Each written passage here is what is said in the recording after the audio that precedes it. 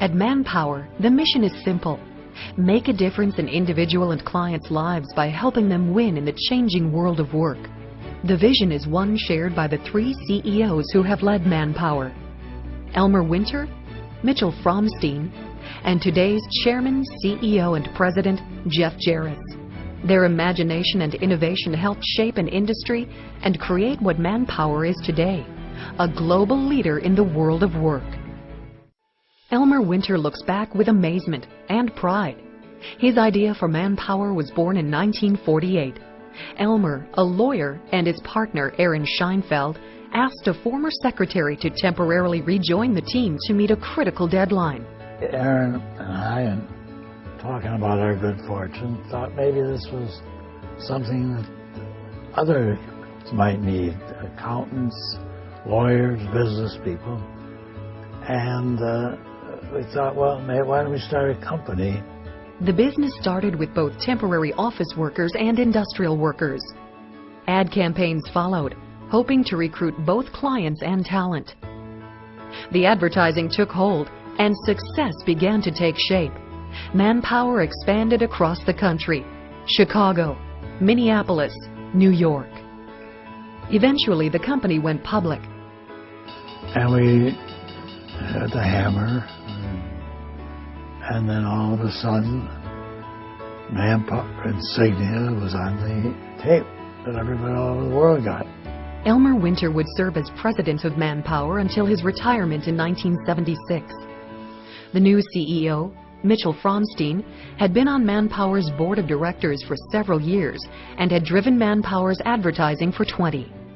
So it was really a question of moving my desk. His transition to CEO would be a natural one. His goal, to recognize that every person in the organization could provide value.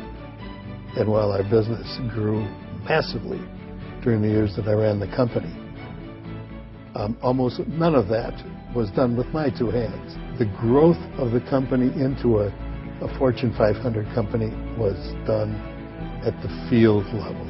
That's the foundation of the Manpower culture. People are its greatest asset. Mitchell Fromstein served as CEO for 23 years. His successor, Manpower's current chairman, CEO, and president, would come from within the organization: Jeff Jarrett, then the Senior VP of European Operations. It is a weight he carries with pride.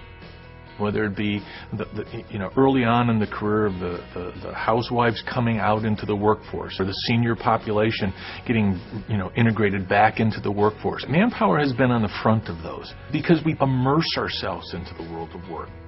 The success of the company can also be attributed to its commitment to diversity.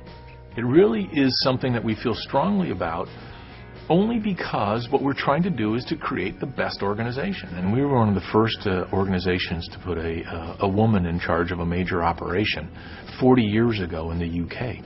Today, women continue to be a driving force within the organization. In March 2007, Manpower named Françoise Gris president of its largest country market, France, where Manpower is also the market leader. That same year, Lucille Wu was named Managing Director of Manpower Greater China.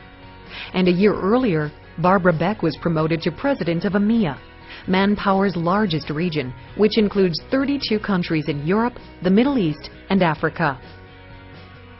Manpower's global presence positions it well to do good. In the aftermath of the tsunami in late 2005, Manpower built a vocational training center in India to help people begin rebuilding their lives and their community. The fact that they stamped MP for Manpower on every brick that they put when they rebuilt their town. Those are things that resonate with me personally, but more importantly, all the way through the organization. Manpower's commitment as a global leader is to not only understand what's now, but what's next in the world of work. I get pretty excited when I talk about the future. You look at what we're doing in the emerging markets in Eastern Europe and what we're doing in the Middle East and Asia. I don't feel like we've even scratched the surface of the kind of impact we can make into people's lives. There's really a sense of energy, a sense of purpose. So we're kind of like a $23 billion startup that's 60 years old. I think that's pretty unique.